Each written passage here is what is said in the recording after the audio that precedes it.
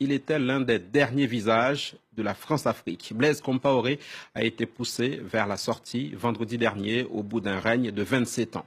Aujourd'hui, alors que des discussions sont en cours pour organiser la transition au Burkina Faso, nous avons voulu en savoir plus sur les jours qui ont précédé cette chute. Fer de lance de cette révolution, les jeunes, 60% de la population du Burkina a moins de 25 ans, c'est donc toute une génération qui n'a connu que Blaise Compaoré. Le reportage de nos envoyés spéciaux Anna Sylvestre Trainer, Jonathan Walsh, Arnaud Froget. On a pris l'Assemblée, on va aller tout casser. Oui. La nouvelle se répand vite dans les rues de Ouagadougou. Les manifestants en colère viennent de marcher sur l'Assemblée nationale. À l'intérieur, les députés étaient sur le point de réformer la Constitution. Après 27 ans à la tête du pays, Blaise Compaoré voulait se maintenir au pouvoir. Le bâtiment est incendié. Nous les étudiants, on souffre, la population burkinabé souffre. Voilà pourquoi on s'est mobilisé aujourd'hui pour dire non au pouvoir, pour dire non à cette dictature. Cela faisait des mois que la tension montait. Aux côtés de l'opposition et de la société civile, une foule de jeunes s'est mobilisée contre la réforme constitutionnelle.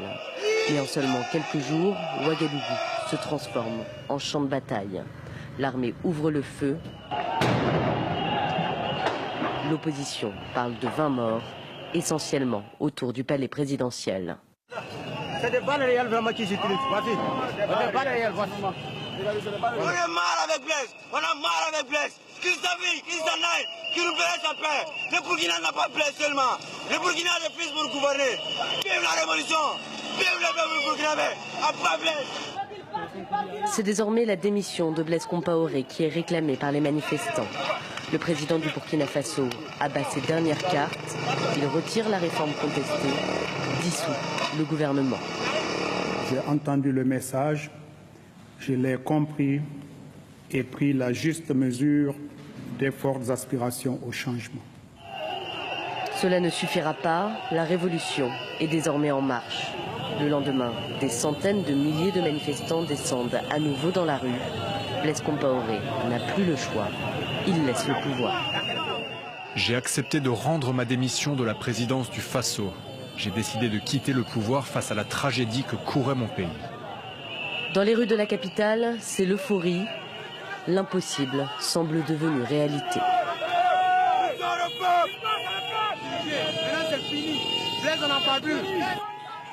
Pour ces manifestants en liesse, c'est le début du printemps africain.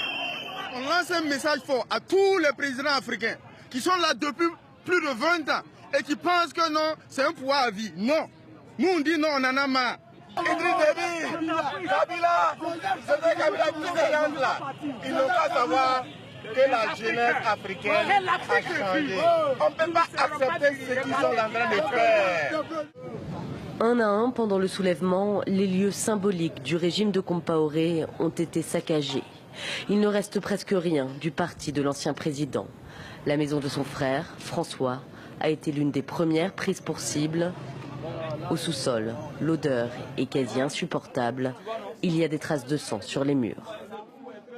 C'est un jour de la vérité. Ce qu'on est venu trouver ici, c'est pas possible. Face à la vacance du pouvoir, très vite, c'est l'armée qui s'en empare.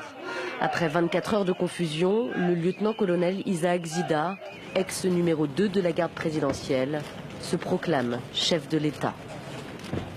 J'assume désormais, à partir d'aujourd'hui, les responsabilités de chef de cette transition et de chef de l'État pour assurer la continuité de l'État. Mais cette décision, les opposants ne l'acceptent pas. Ils veulent un civil à la tête de l'État. Une nouvelle fois, la foule fait entendre sa voix, mais alors que certains leaders s'apprêtent à faire une déclaration à la télévision, le bruit des balles se met à retentir.